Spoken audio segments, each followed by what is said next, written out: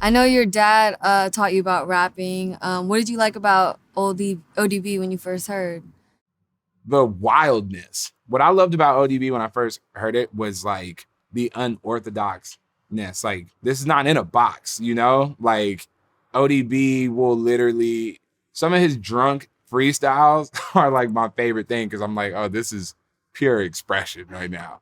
There's no wall. There's no decision being made, you know? I feel like when I listen to ODB rap, I'm listening to somebody just going with the first thought every single time. It's so natural. Right. You know, ODB was like just raw and just screaming and doing all types of wild shit because it was literally like him. And I think when I was a little kid, that's the first thing that caught me about it. I was like, wow, somebody's doing more than just being perfect on beat. Right. You know?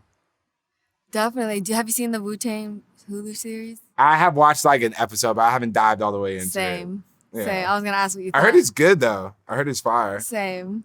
I feel you. What did you like about Kid Cudi? I know SuperDuperKyle was Oh yeah. No, this is a inspired. Kid Cudi. My Instagram is a Kid Cudi fan account. Yeah.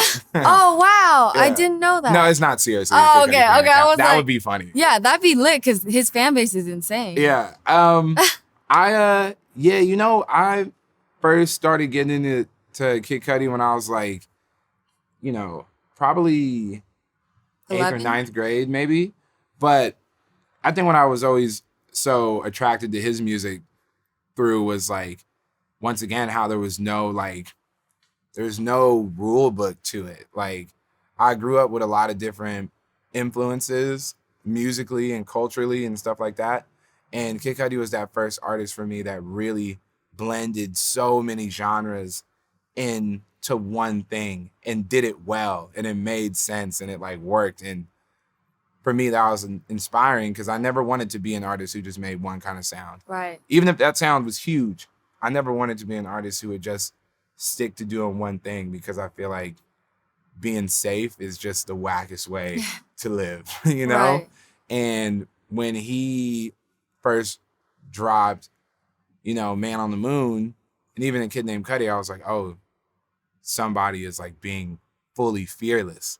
And if I'm going to follow anybody down a path, I'm going to follow this person. Hell yeah. And so I became a really big ass fan. Literally, Man on the Moon is one of my favorite albums of all time. It's so good.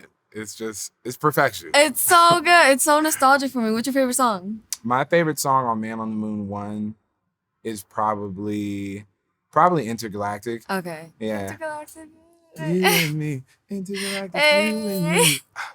Get ready. Yeah. I love it. Have you ever reached out to him to collaborate? You know what? Actually, I have. Yeah. I've always been supportive of him before Right. I even really had a career. And while I have had a career, he's always been supportive of me and like showed me love. So yeah, I've been talking to him, caked it with him. Oh, okay. Hopefully we get some music out of it, Yeah. you know? We'll see. Definitely. How was that? Oh, it was awesome.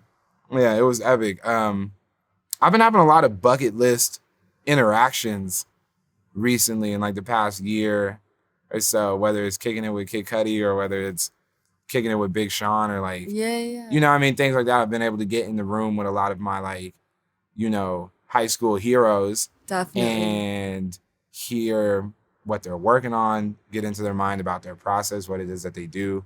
You feel me? Yeah. Real bucket list stuff. I'm going through it right now. Yeah. I'm literally knocking so many of them off. That's awesome. I have to ask, what are your thoughts on Kid Cudi and Kanye beefing?